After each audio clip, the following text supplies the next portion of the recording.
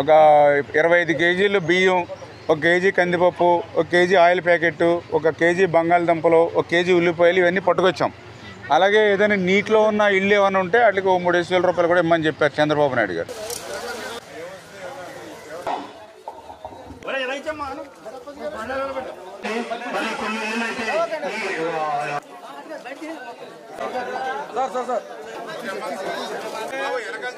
ఈ రాష్ట్రంలో 14 లక్షల కోట్ల అప్పులు చేశారు.